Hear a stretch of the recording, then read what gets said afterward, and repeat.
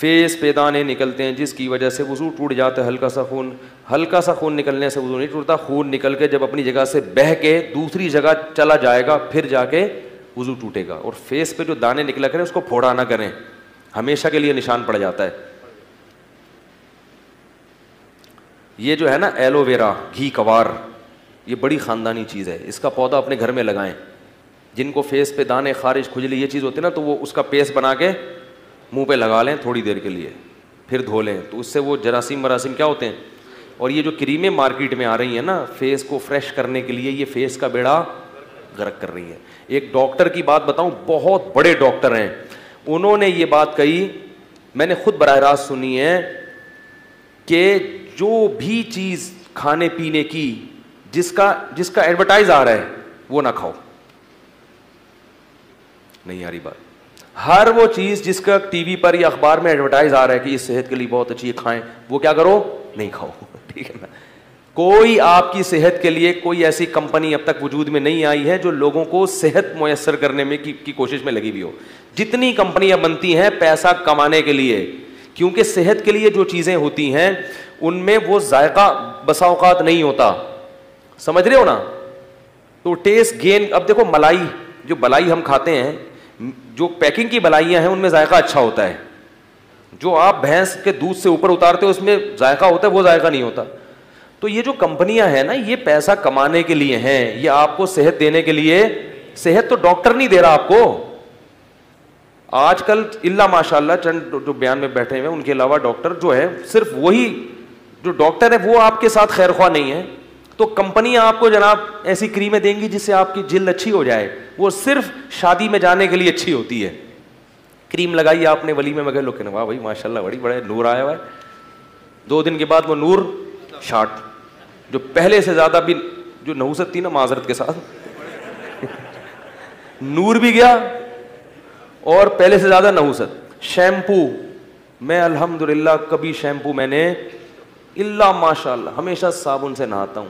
اسی وجہ سے میرے بال اب تک کالے ہیں. میرے جتنے بھائی ہیں ان کے بال دیکھو, میرے ابھی تک کوئی کالا کولا نہیں لگا رہے, سب کالے بال ہیں میرے. تو میں نے کبھی شیمپو نہیں لگایا. یہ شیمپو وقتی طور پر ریشمی بال اور یہ یوں ایسا آدمی کہتا ہے واہ بھائی واہ, اس کے بعد اس کی عادت, اس میں کیمیکل ہوتے ہیں, اس کی عادت پڑتی ہے آپ کو. نہیں لگائیں گے تو جیسے اسپرے آ رہا ہے نا, یہ جو آپ کھیتوں میں اسپرے کرتے ہیں, ان اسپرے جو اسپرے ہے نا انہوں نے ہماری کھیتیوں کا کیا کر دیا ہے, بیڑا غرق. اب اگر وہ اسپرے نہیں کرے تو کھیتی پیدا ہی نہیں ہوتی. تو اپنے آپ کو ان مصنوعی چیزوں کا عادی بولو بھائی مت بناؤ. تو اگر یہ جو خاص طور پہ خواتین کے ساتھ مسائل ہوتے ہیں, یہ ایلو ویرا ہے, اسی کی جیل ہے, اسی کی جیل کی دوائیں بنتی ہیں, وہ لے لیتے ہیں. ارے بھائی یہی اللہ نے پیدا کر دیا, اسی کو لگا لو. ٹھیک ہے, یہی کمپنی میں جائے گی, اس میں 2-3 چیزیں وہ اپنی طرف سے ملائیں گے, اس کو سیو کرنے کے لیے کیمیکل ڈال دیں گے, پھر وہی 10 گنا زیادہ قیمت پہ بیچیں گے. وہ لگا رہے ہیں لوگ, جس میں سائڈ افیکٹ بھی ہیں.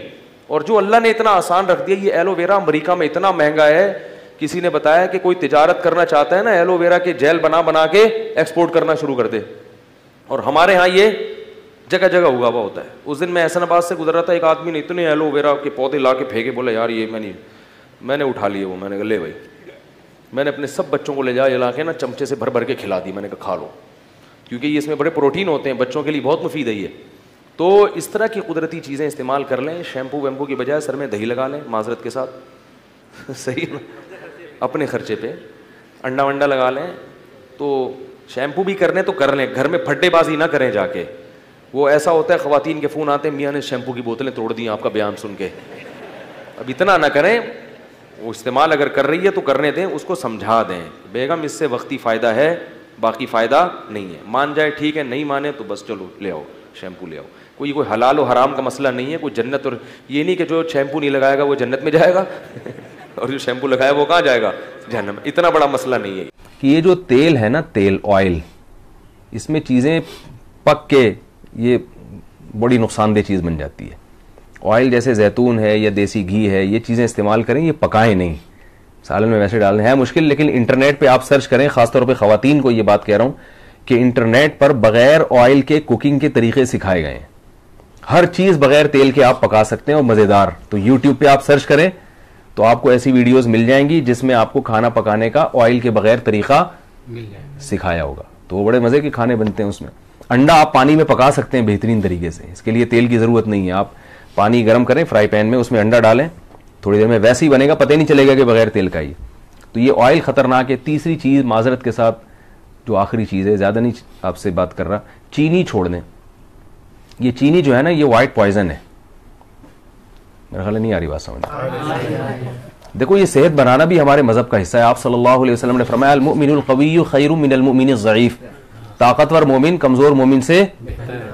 تو ہر وہ چیز جس میں چینی ہے وہ بھی چھوڑ دیں. کولڈ ڈرنک میں چینی ہے, چائے میں چینی ہے, اور اللہ بھلا کرے آپ کا حلوے میں چینی ہے, مٹھائیوں میں چینی ہے, اور ویسے بھی چینی ہے. چینی کو ویسے بھی لوگ کھاتے ہیں. شربتوں میں چینی ہے. تو چینی کو کیا کریں, فارغ کر دیں. آپ سمجھ رہے ہیں؟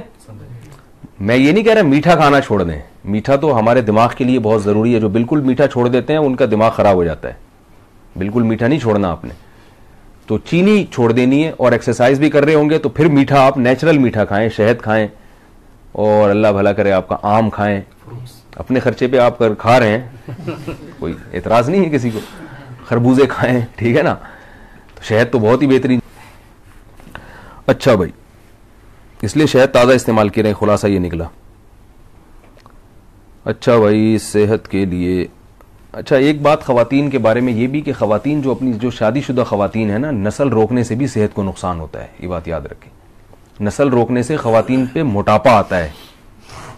یہ بہت بڑی آفت ہے جو آج کل ایک فیملی پلاننگ کے نام سے جو صحت کے لارے رپے دیے ہوئے ہیں نا, کہ وہ بھائی بچوں کی ولادت سے عورت کمزور ہو جاتی ہے. یہ وقتی کمزوری ہوتی ہے. اس کی مثال ہے جیسے آپ ایکسرسائز کریں گے, تھکاوٹ ہوتی ہے نا, اور آپ آگے نڈھال ہو جائیں گے, لیکن وہ حقیقی طور پر کہ آپ کے سیل میں ٹوٹ پھوٹ ہوئی ہے تو دوبارہ سے نئے سیل بنتے ہیں اور آپ فریش ہو جاتے ہیں. تو جب خواتین کے ہاں بچے کی ولادت ہوتی ہے تو بلیڈنگ ہوتی ہے بہت زیادہ, تو پورا جسم دوبارہ سے ریفریش ہوتا ہے, پوری باڈی دوبارہ بنتی ہے. تو عورت کی صحت کے لیے یہ بہت ضروری ہے. نسل روکنے سے عورت کو نقصان ہوتا ہے, فائدہ نہیں ہوتا. ہاں وقتی طور پر اگر کوئی نسل روکے وہ ایک الگ بات ہے, اس کی شریعت میں بھی اجازت دی گئی ہے. لیکن یہ جو ایک ہمارے ہاں فیملی پلاننگ والوں نے ایک جو چلایا ہوا ہے, پورا ایک پروپیگنڈا کیا ہوا, یہ پروپیگنڈا ہے, اس کا حقائق سے تعلق نہیں ہے.